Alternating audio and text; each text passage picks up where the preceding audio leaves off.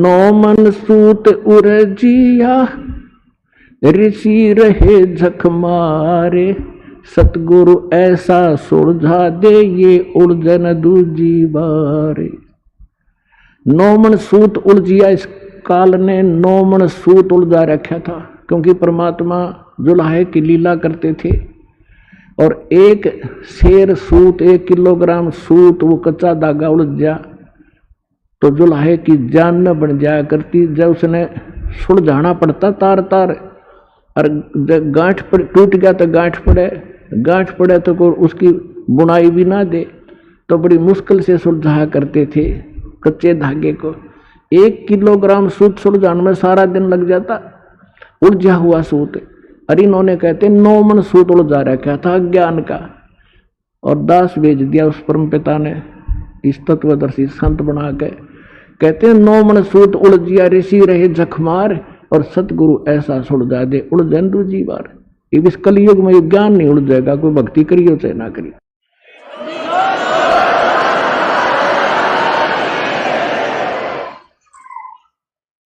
तो पुण्यात्माओं, आपका सौभाग्य है कि आपका जन्म ऐसे समय में लखबर सूरा जूझ ही, लखबर सावत दे, लखबर यति जहान में तो सतगुरु शरणा ले। आप उन पुण्यात्माओं में से हैं जो युगों युगों से संघर्ष करते आ रहे हो। परमात्मा कहते हैं साधों से ती मस्करी और चोरा नाल खुशहाल, मल अखाड़ा जीतेंगे ये युगन युगन के माल। जैसे परमात्मा ये बताया करते थे कि हम सारा ज्ञान सही बतावें, हमारे साथ तो मजाक करते हैं, और इन चोरा नाल खुशहाल, ये झूठे कपटी सारे झूठ बोले संत ऋषि महर्षि इनके साथ प्रसन्न है। और कहते मल अखाड़ा जीतेंगे ये युगन युगन के माल। माल माने रेसलर, पहलवान जो पहले से एक्सरसाइज कर रहे होंगे, वही अंत समय में जब उसके आमना सामना होगा वही विजयी होते हैं, जो पहले अपना युगों युगों से ताकत ग्रहण कर रहे हैं। तो आप युगों युगों से आ रहे हो इस परमात्मा के इस भक्ति के अखाड़े में, आप बहुत दिनों से एक्सरसाइज करते हुए आ रहे हो।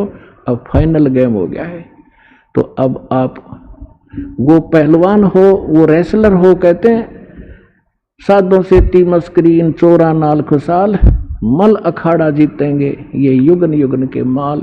आप वो युगन युगन के माल हो, वो एक्सरसाइज करते आ रहे हो, अब आपका कल्याण होगा। लेकिन इसमें सबसे बड़ी चीज मर्यादा है, और मर्यादा के अंदर हमने आपको पहले बता भी रखा है। नियम दान दीक्षा देने से पहले भी आपको खूब बताया जाता है, दीक्षा लो तो उसको पूरा करना, तब आपको लाभ होगा। नाम ले जाते हो, संसार के लोक लाज माँ के खंडित कर देते हो, परमात्मा साथ नहीं देता आपको। जैसे आपने कनेक्शन लिया पावर का, बिजली का, तो बिजली जो काम करेगी वो मैनुअल से हटकर होगा। जैसे आप पहले अपना संस्कार प्राप्त कर रहे थे, वो तो नहीं सोच ले मैनुअल हाथ से आटा पीस रहे थे, और फिर पावर कनेक्शन ले लिया 3 फेज का, और चक्की वाली मोटर वाली, फिर एक आप कटा 1 घंटे में 1 क्विंटल पीस दे, और जब 2-3 घंटे में 2 किलो नहीं पीसता था हाथ से मैनुअली। तो आपके सारे कार्य जब परमात्मा की पावर से होंगे वो न्यारे दिखेंगे। और कनेक्शन कट गया तो फिर वो हुआ चक्की फिर चक्की की न्यू खड़ी रहेगी। तो कनेक्शन बनाकर रखना, परमात्मा का फिर लाभ देखना। जनता देखा करेगी आपके घरों की तरफ कि इनके रोजाना से कैसे बरकत हो रही है, कैसे ये फल फूल रहे हैं। तो परमात्मा वाले ही काम किया करता है। और गरीबदास जी कहते हैं ये संसार समझदाना ही कहंदा श्याम दोपहरे नो, गरीबदास ये वक्त जात रोग इस पैरे नो। एक बार ये हाथ आपके मनुष्य जीवन छूट गया ना, फिर सारा जीवन रोना ही रोना हो जाएगा। तो परमात्मा की शरण में रहना, पूरा विश्वास से लगे रहना। आपके आयु भी ना होगी वो भी वृद्धि करेगा। लेकिन पुण्यात्माओं कुछ घटनाएं ऐसी घट जाती हैं जिनसे आप ज्ञान से परिपूर्ण ना होने से विचलित हो सकते हो कि वो नाम लेकर गया था और वो नाम भी दीक्षा ले रखी थी, उसकी मृत्यु होगी। दास ने सबसे पहले कहा है कि मर्यादा प्रथम है। जब लग हंसा हमरी आना और काल लगे नहीं तेरा बाणा। परमात्मा कहते हैं जब तक मेरी मर्यादा में हंस रहेगा काल अटैक नहीं कर सकता। हम गलती करते हैं लोक लाज में आकर के। अब क्या है कि एक घर में एक सदस्य नाम ले गया और 6 सदस्य विरोधी हैं, तो वो नाम ले गया अवश्य, और उसका नाम खंडित वो कराए बिना रहते नहीं, इसलिए हमने ऑप्शन छोड़ रखा है कि अपना आकर के फिर कनेक्शन जुड़वा लो, नहीं तो पावर नहीं आएगी आपके घर पे। तो उस दौरान जब आपका नाम खंडित हो गया और आपका संस्कार मृत्यु का आ गया, भगवान रक्षा नहीं कर पाओगा। तो उस घटना को देखकर ये हो जाता है इसने नाम भी ले रखा था और फिर भी मर गया, और ये तो कहते हैं हम उम्र बढ़ा दे। तो ये अज्ञान का ही एक अलग से प्रमाण होगा। जिसको ज्ञान होगा वो नहीं स्वीकार करेगा कि इसका नाम सही होता तो नहीं, फिर भगवान की वाणी फेल हो जाती है। तो इसलिए इस कनेक्शन को बनाए रखना और फिर देखना खेल दाता के सतगुरु जो चावे सो कर ही 14 कोट दूत जम डरही। ऊत भूत चमत्रास निवारे और चित्रगुप्त के कागज फाड़े। आपकी किस्मत के लेख बदल देगा। तो पुण्यात्माओं, आपका सौभाग्य है जिसमें आप परमात्मा के इस ज्ञान से परिचित हो जाओगे। आप अपने गए हुए समय को बहुत याद किया करोगे। आपको वो समय भी याद रहेगा कि किस भक्त ने कब मुझे ये पुस्तक दी थी या सतलोक आश्रम बरवाला के विषय में कोई जानकारी बताई थी। वो भी भूल नहीं सकोगे। ये ऐसा निर्मल स्थान और ऐसा निर्मल ज्ञान है। तो आपसे प्रार्थना है अपनी भक्ति सफल करो, और प्रत्येक भक्त का परम कर्तव्य बनता है कि इस सच्चे ज्ञान को अपने पूरे विश्व के भाई बहनों तक पहुंचाओ और यहाँ से प्रचार सामग्री ले जाओ और सबका कल्याण करवाओ। बोलो सतगुरुदेव की जय।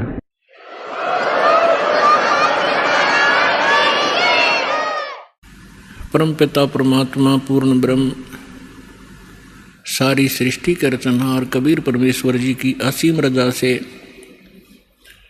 आप सभी पुण्यात्माएं ये सत्संग सुनने के लिए उपस्थित हुए।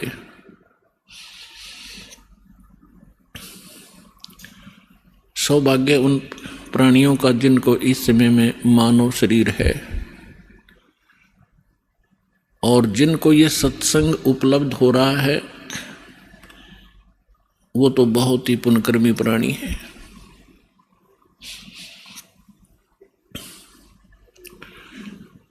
परमात्मा स्वयं आकर के हमें ज्ञान कराते हैं और हमें याद दिलाते हैं, आप जिस लोक में रह रहे हो ये लोक ठीक नहीं। परमात्मा के पास सभी दुखी प्राणी आया करते थे कबीर बंदी छोड़ के पास, और वो ये कहा करते थे कि हम पर संकट बहुत है गुरुदेव, हम महादुखी हैं। तो परमात्मा कहा करते बच्चों ये काल का लोक है और यहाँ पर 21 ब्रह्मांड तक आग लगी हुई है राग द्वेष की, बेईमाना और काम क्रोध मोह लोभ अहंकार की आग में सभी जल रहे हैं। यहाँ कोई प्राणी सुखी नहीं है। आप ये मानते हो कि मैं रोग मुक्त हो जाऊंगा तो मैं सुखी हो जाऊंगा।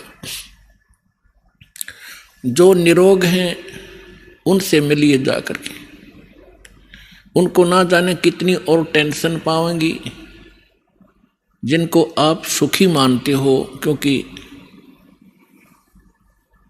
जो निर्धन है वो सोचता है कि ये पैसे वाले सेठ साहूकार ये सुखी होंगे। जहां माया का समावेश है पुण्यात्माओं, स्वप्न में सुख नहीं हो सकता।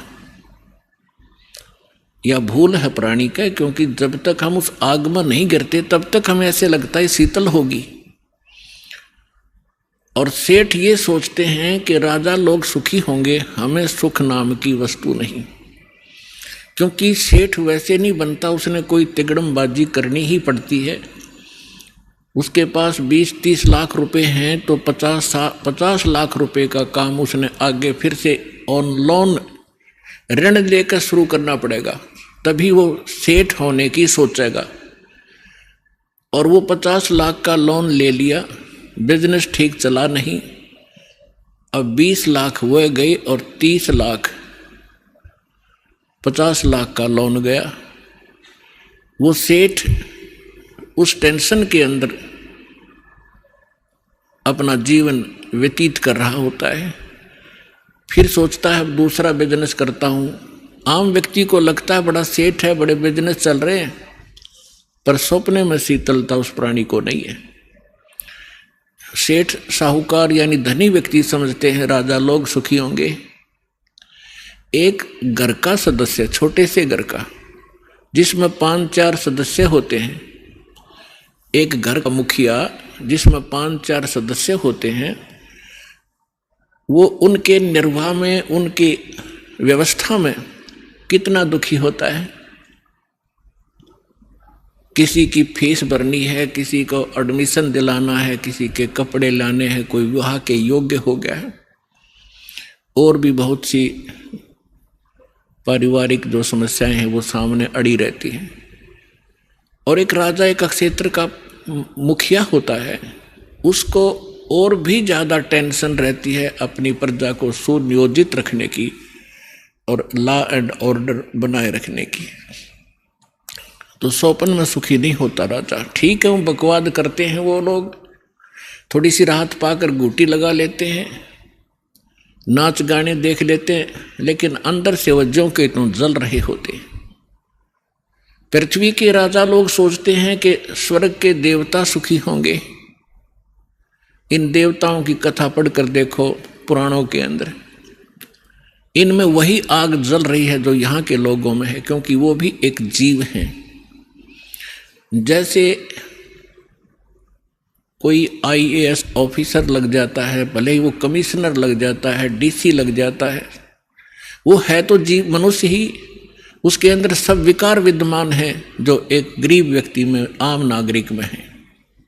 काम, क्रोध, मोह, लोभ, अहंकार, उससे भी वो सड़ रहा है। बेशक वो अधिकारी बन गया है, साहब बन गया है, लेकिन उसके ऊपर जो आपदाएं हैं, प्राकृतिक दुख हैं, ज्यों के त्यों बने हुए हैं। इसी प्रकार वो देव समझो। और देवता लोग समझते हैं कि इंद्र सुखी होगा, वो देवताओं का राजा है। इंद्र की कथा पढ़कर देखो, कितनी बार राजा इंद्र जो है उन राक्षसों के साथ युद्ध में हार जाते हैं, जंगलों में समय व्यतीत करते हैं। और फिर क्या होता है, इंद्र का राज भोग के, इंद्र के राज को यानी अपना समय पूरा करके देवताओं का राजा, स्वर्ग का राजा मृत्यु को प्राप्त होता है। और मृत्यु के उपरांत वो गधे की योनि से 84 लाख योनियों को प्रारंभ करता है। तो परमात्मा कबीर जी बताया करते थे, भाई तन दर सुखिया कोई न देखा, जो देखा सो दुखिया हो। उदय अस्त की बात करते हैं, मन सबका किया विवेका हो, सबका किया विवेका हो। तन दर सुखिया कोई न देखा, जो देखा सो दुखिया हो। उदय अस्त की बात करते हैं, मन सबका किया विवेका हो, सबका किया विवेका हो।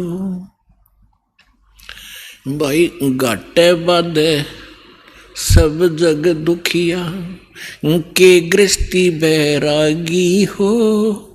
घाटे बाधे सब जग दुखिया, के गृहस्थी बैरागी हो।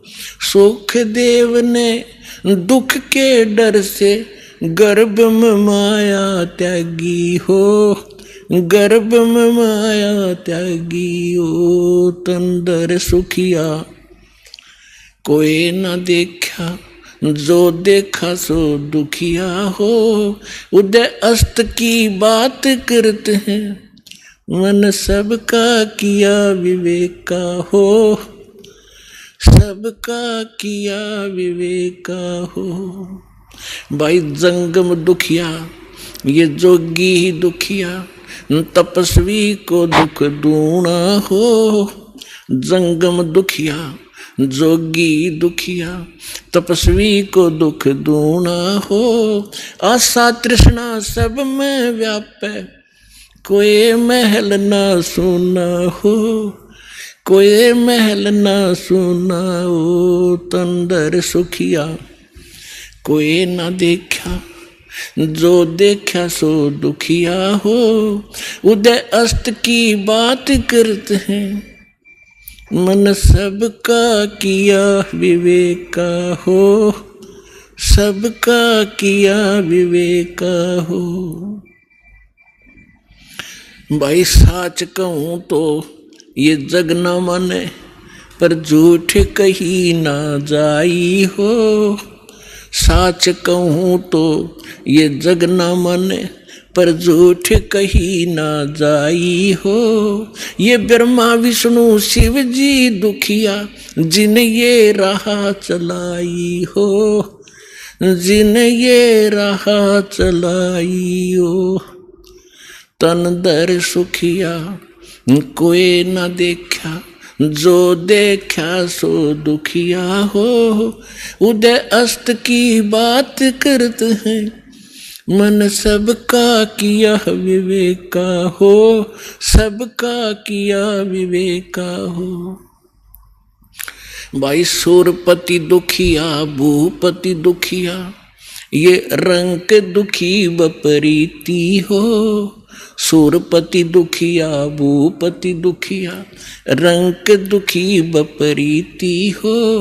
कहे कबीर और से भी दुखिया, एक संत सुखी मन जीती हो।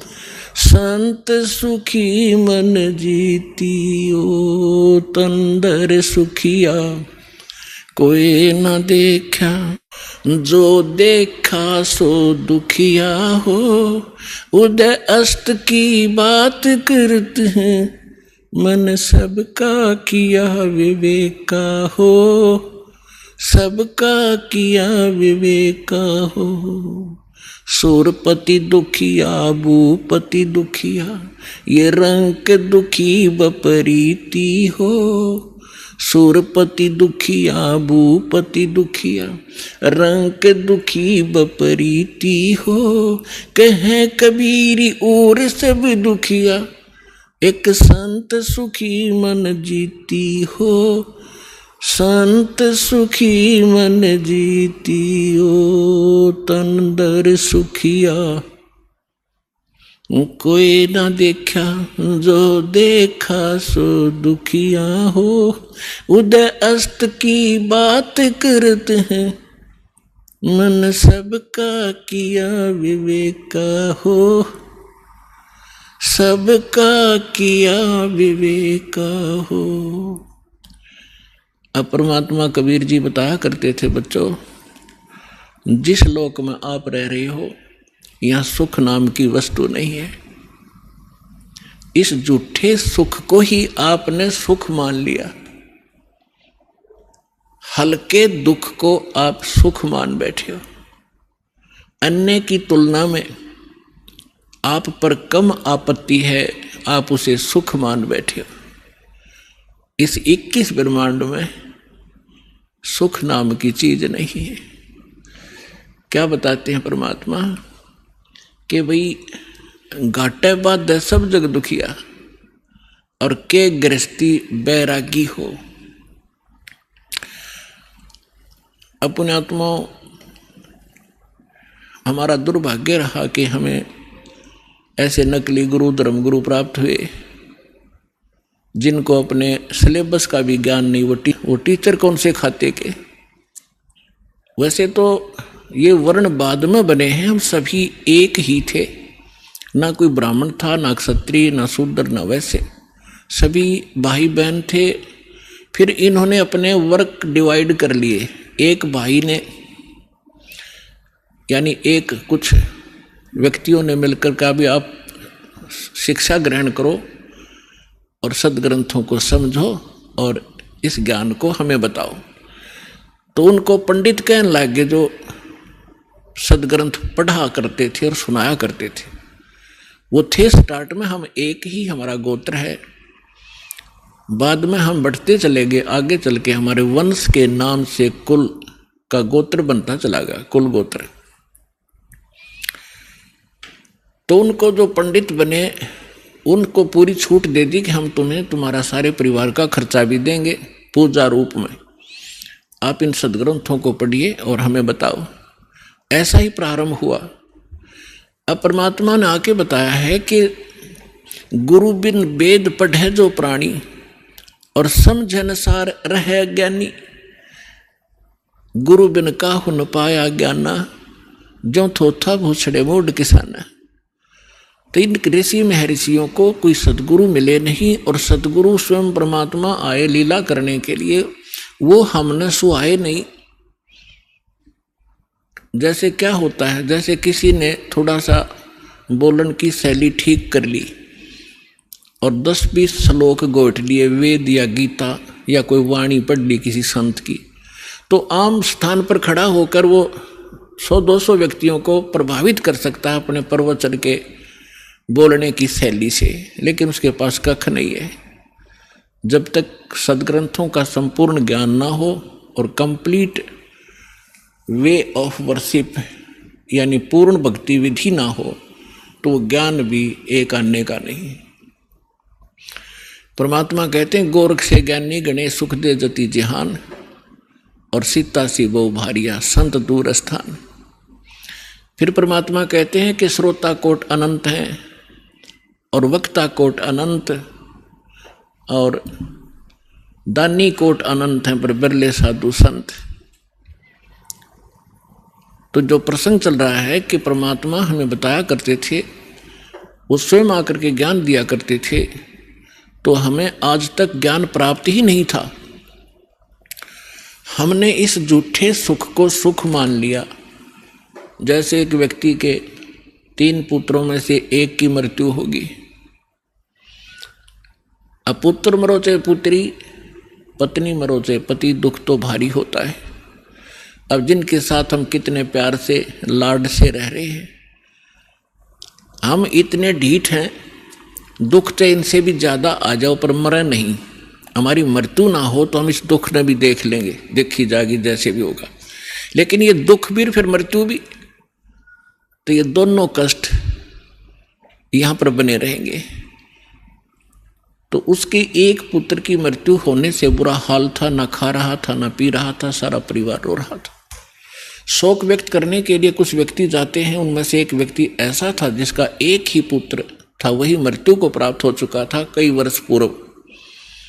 तो सांत्वना देने वालों ने कहा कि देख भाई, यहाँ तो मृत्यु एक ना एक दिन सबकी आनी है, और देख इसको देख कर जी ले, इसका एक ही पुत्र था और उसी की मृत्यु होगी। ये भी अपना समय व्यतीत कर रहा है। फिर उस व्यक्ति को जिसका पुत्र तीनों में से एक मृत्यु को प्राप्त हुआ था, तो उसको थोड़ा सा सांत्वना हुई, हौसला हुआ, ये सोचकर कि हे भगवान, इससे तो मैं भी सुखी, मेरे 2 तो बच गए। फिर वो ठीक हो गया, रोटी खा ली, थोड़ा सा गम दूर हुआ। अब खाक सुख हो गया, क्या पुत्र वापस आ गया वो? तो परमात्मा कहते हैं झूठे सुख को सुख कहे ये मान रहा मनमोद, ये सकल जबीन ना काल का, कुछ मुख में कुछ गोद। और फिर परमात्मा हमें याद दिलाते हैं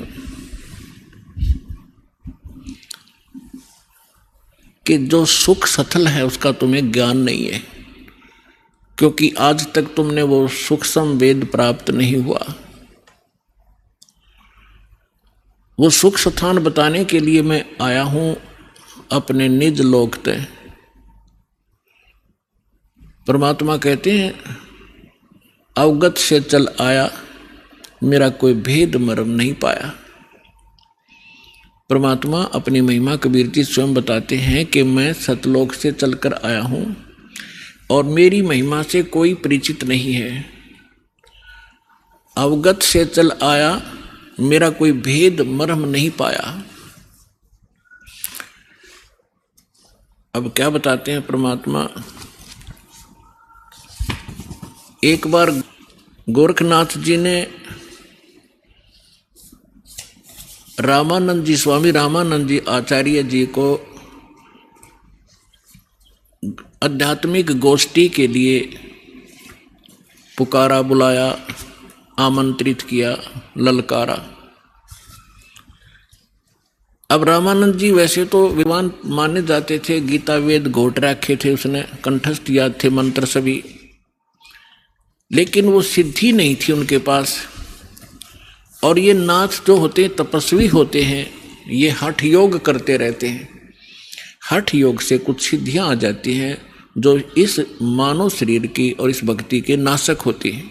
आम व्यक्ति ये सोचता है कि इसने बहुत बड़ी उपलब्धि कर रखी है, सिद्धि प्राप्त करके कोई आकाश में उड़ जाता है और कोई किसी को दुआ बद्दुआ देकर दुखी सुखी कर देता है, थोड़ा बहुत अपनी पूंजीते फिर स्वयं कंगाल हो जाता है। तो ये सब ड्रामेबाजी थी।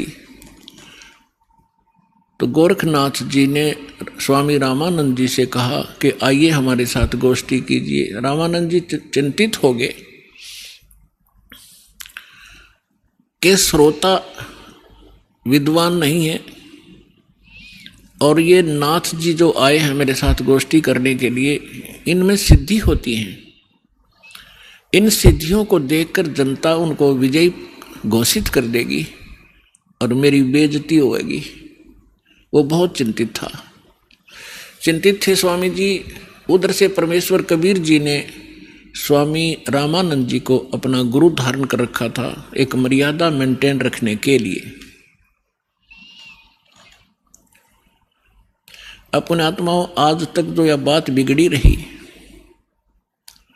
दो विद्वान आपस में बैठकर चर्चा किया करते थे जिसको शास्त्रार्थ कहते थे, और शास्त्रार्थ वो संस्कृत में बोला करते थे। सभी श्रोता अशिक्षित होते थे, उनको संस्कृत कह भी नहीं आती थी, और जिसकी बोलने की शैली दुरुस्त होती थी और संस्कृत घनी याद होती थी और वो ज़्यादा संस्कृत बोलता ही रहता था, तो श्रोता उसको ताली पीट कर और विजयी घोषित कर देते थे। उस नकली के थे तो वह दोनों नकली, पर जो घना नकली था वो सिद्ध हो जाता था कि ये महाविद्वान और महर्षि हो गया। तो इस डर से रामानंद जी चिंतित थे कि श्रोता अशिक्षित हैं, ये कोई सिद्धि दिखा देगा और सब इसको विजयी घोषित कर देंगे। तो उस समय परमात्मा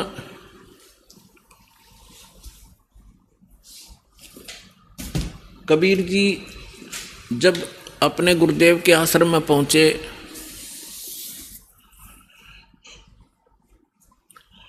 रामानंद जी को चिंतित देखकर पूछा, गुरुदेव चिंता का विषय आपका दास जानना चाहता है। पुण्यात्माओं, जब रामानंद जी के साथ परमात्मा का ऐसा व्यवहार था, यानी परमात्मा होते हुए अपने गुरु के सामने एक सुयोग्य शिष्य की भूमिका किया करते थे। हमारे लिए एक उदाहरण छोड़ कर गए थे कि आप जी ने अपने गुरु जी के सामने कैसे रहना चाहिए, और साथ में प्रमाण दिया करते थे कि रामकृष्ण से कौन बड़ा। तुम रामकृष्ण को सुप्रीम पावर मानते हो अज्ञानता से, फिर भी मान कर चलो कि रामकृष्ण से कौन बड़ा। उन्होंने भी गुरु कीन और 3 लोक के वे धनी, गुरु आज्ञा अधीर। तो इस कारण से रामानंद जी ने फिर जब परमात्मा से परिचित हुए, सतलोक सचखंड में मालिक को देखा, तब कहा था, तुम साहेब तुम संत हो, तुम सतगुरु तुम हंस, और राम गरीबदास तेरे रूप बिना और न दूजा अंश। तुम ही परमात्मा हो, साहेब हो, तुम साहेब तुम संत हो। एक संत भी आप ही हो, जो क्वालिटी संत में होनी चाहिए, और परमात्मा तो समर्थ हो ही हो। तुम साहेब तुम संत हो, तुम सतगुरु, सतगुरु माने जो सच्चा ज्ञान, यानी बिल्कुल एक्यूरेट और संपूर्ण अध्यात्म ज्ञान भी आप ही के पास है, किसी के पास नहीं। आप वास्तव में सतगुरु हो, सच्चे सतगुरु हो, सच्चा ज्ञान युक्त हो, और तुम साहेब, तुम संत हो, तुम सतगुरु, तुम हंस।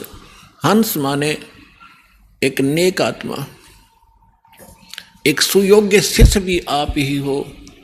तो परमात्मा ने कहा, क्या आपका दास चिंता का कारण जान सकता है? तब स्वामी जी के साथ बैठे और भी बहुत से ब्राह्मण ऋषि थे। उन्होंने बताया कि ऐसे कोई नाथ जी आए हैं, उन्होंने स्वामी जी से गोष्ठी करने को कहा है, और नहीं तो जो नहीं गोष्ठी के लिए आएगा तो हार मान ली जाएगी। और दूसरी कंडीशन ये रखी है कि जो हार जाएगा वो जीतने वाले का सह अनुयायी शिष्य बनेगा।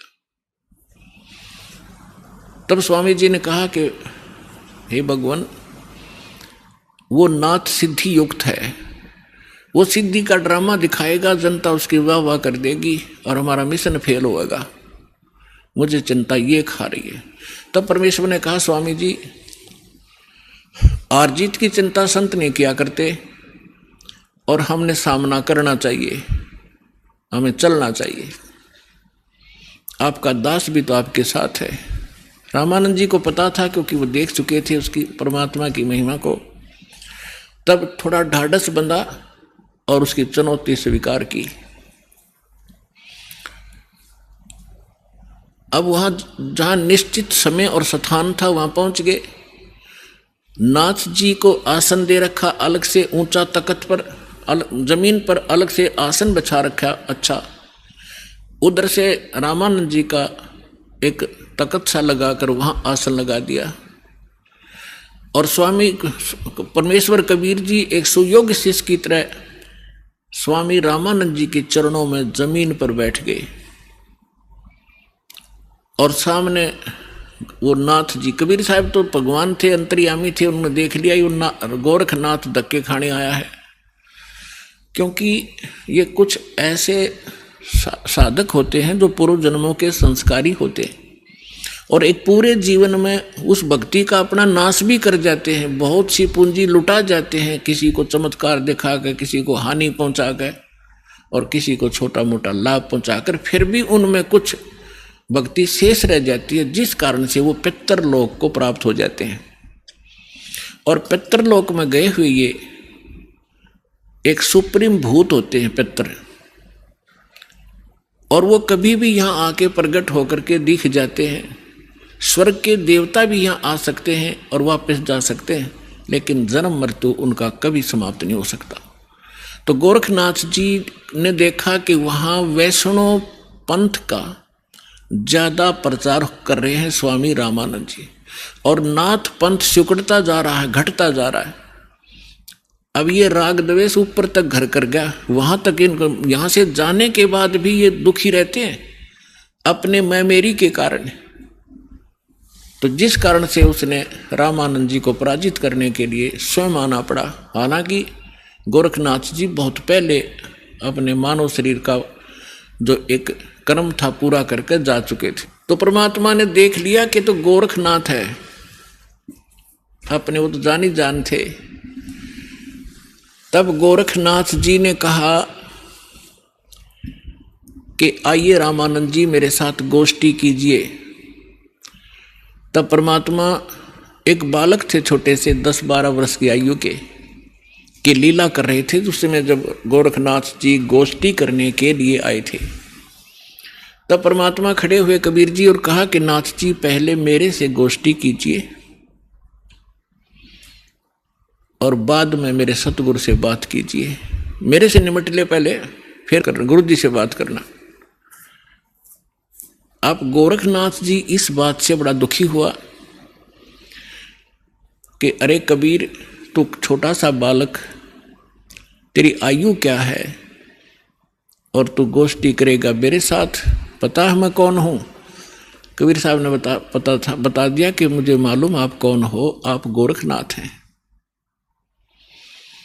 इस बात से उसको बड़ा झटका लगा कि छोटे से बालक ने मुझे पहचान लिया। फिर गोरखनाथ जी ने कहा कि आपकी आयु क्या है? परमात्मा बोले कि सबसे बड़ा मूर्ख वो है जो मेरी आयु मुझे बालक बता रहा है। गोरखनाथ जी सुन रहे थे, अंदर से दुखी भी खूब हो रहे थे कि ये मुझे मूर्ख भी बताने की चेष्टा कर रहा है। तो क्या बताते हैं,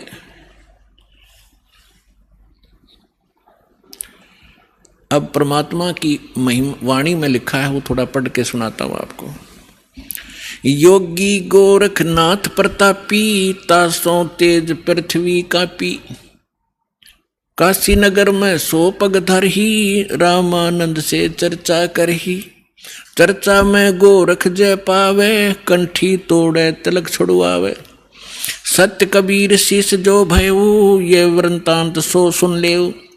गोरखनाथ के डर के मारे, बैरागी नहीं बेख संवारे। तब कबीर आज्ञा अनुसारा, वैष्णो सकल रूप संवारा। सो सुध गोरखनाथ जो पायो, काशी नगर शीघ्र चल आयो। रामानंद को खबर पठाई, चर्चा करो मेरे संग आई। रामानंद की पहली पौड़ी, सत कबीर बैठे तिस ठोरी। तब कबीर आज्ञा अनुसारा, वैष्णो सकल रूप संवारा। कहे कबीर सुनो गोरखनाथा, चर्चा करो हमारे साथा। प्रथम चर्चा करो संग मेरे, पीछे मेरे गुरु को टेरे। बालक रूप कबीर निहारी, तब गोरखनाथ अस वचन उचारी। परमात्मा को बालक रूप में देखकर फिर गोरखनाथ जी ने ये वचन बोले। कब के बहे बैरागी कबीर जी, कब के बहे बैरागी। कि तू छोटा सा बालक और कब से तू बैरागी बन गया, क्योंकि ये वैष्णव परंपरा के जो या नाथ परंपरा के हैं, वैष्णव परंपरा के हैं, या कोई भी एक ग्रुप है इन साधु संतों का, ये अपनी एक पहचान अलग बनाते हैं। जैसे नाथ कई तो कान पड़वा लेते हैं, उनको कनपाड़े नाथ कहते हैं। कई जैसे वैष्णव है वो एक कंठी रखते हैं, एक तुलसी के मनिए की, एक तुलसी के लकड़ी का मन का, और एक धागे में बांध कर लटका कर रखें, जिससे वैष्णव परंपरा से दीक्षित होने की वो प्रतीक होता है। और एक लंबा सा तिलक लगाते हैं, टिक्की लगाते हैं। और जैसे साधु संत एक हाथ में फावड़ी रखते थे, ऐसे बैठकर साधना करते हैं उसके हठ योग के लिए। नीचे एक टी टाइप की एक लकड़ी का डंडा सा होता है, अंग्रेजी के अक्षर टी टाइप। तो परमात्मा रामानंद जी के शिष्य थे। उस दिन जानबूझकर एक साधु संत का रूप बनाकर, जैसे वैष्णव संत साधु भक्त होते हैं, कंठी गले में तिलक पूरा लगा रखा और टोपी पहन रखी और कंठी माला सुमरनी और वो सारा कुछ ले रखे, फावड़ी सी। अब परमात्मा बोले मेरी उम्र बताऊं क्या है। राम ये नाथ जो होते हैं भगवान शंकर के पुजारी होते हैं। तो क्या बताते हैं कबीर जी, नाथ जी हम जब के बहे बैरागी, मेरी आद अंत सुध लागी। धू धू कार आद का मेला, नहीं गुरु कोई नहीं था चेला। जब का तो हम योग उपास्या, तब का फिरूं अकेला। धरती नहीं जद की टोपी दीनी, और ब्रह्मा नहीं जद का टीका। और शिव शंकर से योगी ना थे, तब का झोड़ी सिक्का। द्वापर की हम करी फावड़ी, त्रेता का हम झंडा। सतयुग मेरी फिरी दुहाई, मैं कलयुग फिरूं नौखंडा। गुरु के वचन साध की संगत, अजर अमर गर पाया। कह कबीर सुनो हो गोरख, हम सबको तत्व लखाया। अब गोरखनाथ जी ने जब ये सुना, तेरा शंकर भी ना था तब का मैं हूं, मेरी इस शरीर को देखकर आप मेरी आयु का एस्टीमेट नहीं लगा सकते। तो परमात्मा क्या बताते हैं, जो बूझे सो बावरा, भाई क्या है उम्र हमारी, असंख्य युग पर ले गए हम तब के ब्रह्मचारी, कोटि निरंजन हो गए ये परलोक सिधारी, हम तो सदा महबूब हैं स्वयं ब्रह्मचारी, अरबों तो ब्रह्मा गए तेरे 49 करोड़ कन्हैया, और 7 कोट तेरे शंभू मर गए मेरी एक नहीं पलैया। हाय हाय। अब क्या बता रहे हैं परमात्मा कि ये ज्योत निरंजन जो ब्रह्मा विष्णु महेश का पिता, जिसको गीता अध्याय नंबर 15 के श्लोक नंबर 16 में सरपुरुष कहा है, सरपुरुष अक्षर पुरुष 2 पुरुष बताएं, तो ये 21 ब्रह्मांड का स्वामी ये ज्योत निरंजन है, ये काल है, ब्रह्मा विष्णु महेश का पिता है। तो परमात्मा कहते हैं करोड़ों तो ये निरंजन मर गए, इसके भी करोड़ों जन्म हो लिए, और फिर कहते हैं अरबों तो ब्रह्मा गए और 49 करोड़ कन्हैया और 7 करोड़ तेरे शिव शंकर मर गए मेरी एक नहीं पलैया। अपने आत्माओं इस एक एक शब्द परमात्मा का बहुत गूढ़ रहस्य रखता है। जैसे ब्रह्मा जी की 100 वर्ष की आयु है, उसकी आयु कैसे बनती है, 100 वर्ष कैसे बनते हैं, जैसे ये सतयुग त्रेता द्वापर कलयुग 4 युग का एक चतुर्युग होता है, इसमें 43,20,000 कुल वर्ष होते हैं अपने मनुष्यों के वर्ष,